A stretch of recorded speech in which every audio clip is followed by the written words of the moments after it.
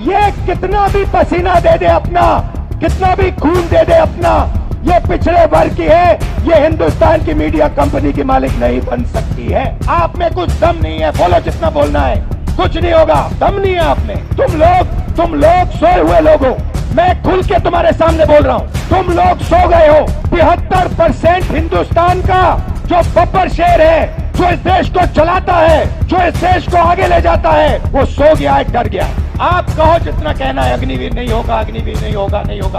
73% में दम नहीं है, होगा। कैसे नहीं होगा? अदानी ने डिसाइड किया, होगा, होगा। नरेंद्र मोदी ने डिसाइड किया, होगा, होगा। 90 ब्यूरोक्रेट्स ने डिसाइड किया है, होगा, होगा।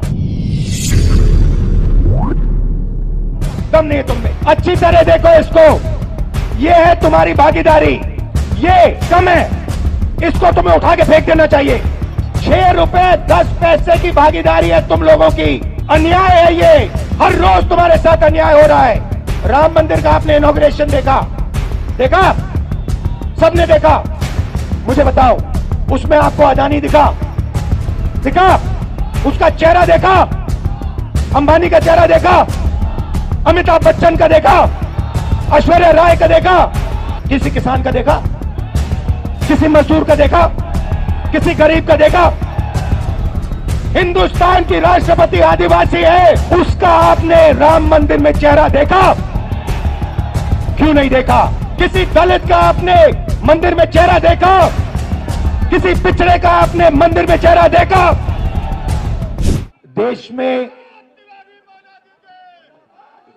बीजेपी और आरएसएस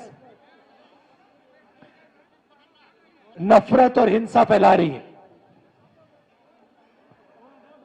एक धर्म को दूसरे धर्म से लड़ाती है, एक जात को दूसरी जात से लड़ाती है, और हिंसा देश में फैलाती है। हर प्रदेश में बेरोजगारी, बेरोजगारी, बेरोजगारी, बेरोजगारी, जहां भी आप देखो बेरोजगारी दिखेगी।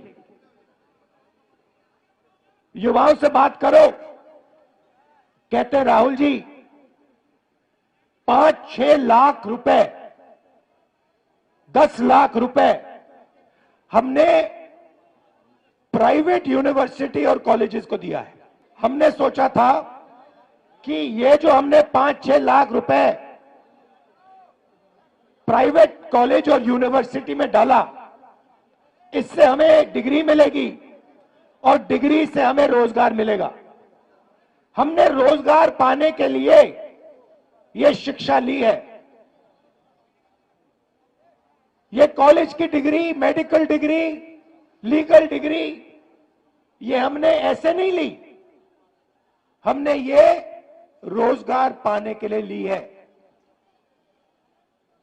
और 5-6 लाख 10 लाख खर्च करने के बाद हमें पता लगता है कि प्राइवेट कॉलेज और यूनिवर्सिटी वालों ने हमारा पैसा ले लिया, एक कागज हमें पकड़ा दिया, और हिंदुस्तान में उस कागज का कोई मतलब नहीं है, क्योंकि उस कागज से हमें रोजगार तो नहीं मिलता।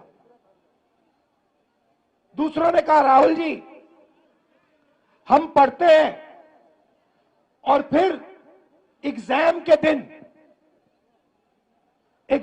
दिन पेपर लीक हो जाते हैं और युवाओं के मोबाइल फोन पे हमें दिखते हैं, मोबाइल पे हमें दिखते हैं। मतलब हमने 6-7 लाख रुपए डाले, हमने मेहनत की, और किसी चोर ने पेपर चुरा के 100% मार्क ले लिए। जब भी मेरे पास ये आते थे, युवा आते थे, कन्याकुमारी से लेकर कश्मीर, हर प्रदेश में मैं उनसे पूछता था भैया एक बात बताओ, पूछना नहीं चाहिए मगर मैं पूछता था, भैया मुझे बात बताओ तुम्हारी जात क्या है? और 90% लोग, कोई मुझे कहे मैं पिछड़ा हूं, कोई मुझे कहे मैं दलित हूं, कोई मैं कुछ कहे मैं आदिवासी हूं। और जब जनरल कास्ट वाला मेरे पास आता था, मैं पूछता था भैया तुम्हारे माता पिता अमीर है या गरीब? वो कहता था गरीब है। तो फिर मैंने पता लगाया। मैंने कहा यहां पे यात्रा में मुझे पिछड़े लोग, दलित लोग, आदिवासी, गरीब, जनरल कास्ट के लोग मिल रहे हैं। मैंने पता लगाया कि भैया ये देश में है कितने? ये देश में 10%, 20%, 30%, 40%, 50%, ये है कितने? सड़क पे तो मुझे यही दिख रहे हैं और कोई दिख ही नहीं रहा। मैंने पूछा पिछड़े कितने हैं हिंदुस्तान में? हमें नहीं मालूम। दलित कितने हैं हिंदुस्तान में? हमें नहीं मालूम। आदिवासी कितने हैं? हमें नहीं मालूम। जनरल कास्ट के गरीब कितने हैं? हमें नहीं मालूम। मैं आपसे पूछना चाहता हूं, देश में पिछड़े वर्ग के लोग कितने हैं बताओ?